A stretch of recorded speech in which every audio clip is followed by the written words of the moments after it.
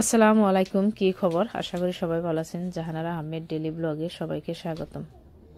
এই তো আজকে খুবই একটা ইউনিক রেসিপি আপনাদের সাথে শেয়ার করুম।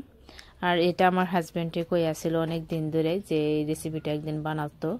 তো ভাবলাম আজকে অল্প টাইমে আসছিল, যেহেতু ছোট বেটিটার এক্সাম শেষ হয়ে গেল, তো ভাবলাম যে আজকে রেসিপিটা ট্রাই করি। তো আমার হাজব্যান্ডে কই আছিল যে পিনাট দিয়ে কিবা একটা হালুয়া বানাচ্ছে। তো আমার হাজব্যান্ড অনলাইনে কিবা দেখছিল নাকি, তো আমি ভাবলাম যে পিনাট না সুজিটাও অ্যাড করি এটার লগে।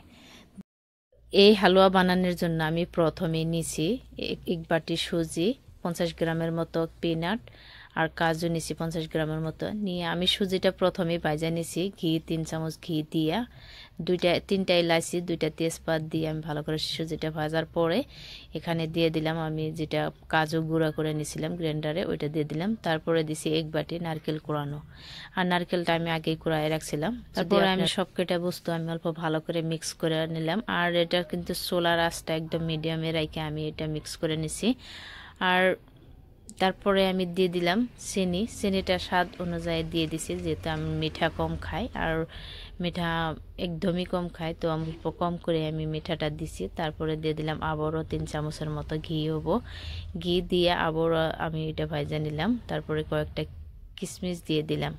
তো আর আমি গাখিরটা কিন্তু একবারে দিনে লাহে লাহে দিছি, দিয়ে আমি এটা ভালো করে মিক্স করে নিম। যেহেতু বাদামের হালুয়াটা আমি অল্প গ্রেভি টাইপের বানাম, যাতে লুজ না হয়, একদমই গ্রেভি করে বানাম। আর এটা বাড়িতে একবার হলে ট্রাই করবেন। অনেক মানে আমার হাজব্যান্ডে যখন এই হালুয়াটা খাইছে অনেক টেস্ট হয়েছে বলে কইছে। আর যখন কেউ যদি কিছু একটা বস্তু বানাইয়া দেওয়া হয় সামনে, তখন যদি কয় যে না এটা কিন্তু খুব টেস্ট হয়েছে, এটা কেউ কবই না যে এটা তুমি পিনাট সুজি দিয়ে বানাইছো। আর এত ভালো লাগছে খাওয়ার পরে। তো আমিও মানে ফার্স্ট টাইম এই হালুয়াটা ট্রাই করছি, আর এত টেস্ট হয়েছে মানে কল্পনার বাইরে।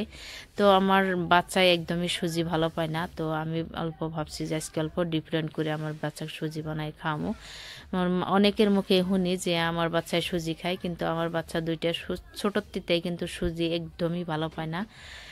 তো যার বাচ্চায় সুজি ভালো পায় না, কিন্তু তার বাচ্চা কিন্তু এরকম করে বানাইয়া এই হালুয়াটা বানাইয়া খাওয়াতে পারেন।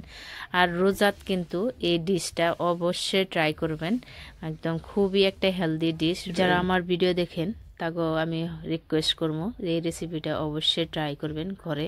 একদম এত টেস্ট হয়েছিল, মানে আমি নিজে মানে অবাক হয়েছি এই রেসিপিটা মানে ট্রাই করার পরে। তো তারপরে ইফতারের জন্য আমি কিছু ফ্রুটস রেডি করলাম, যেহেতু ইফতারের সময় আছিল। তো আজকের ভিডিও এটুকুই। সবাই ভালো থাকেন, সুস্থ থাকেন, তারে কামনা করছি। আল্লাহ হাফিজ।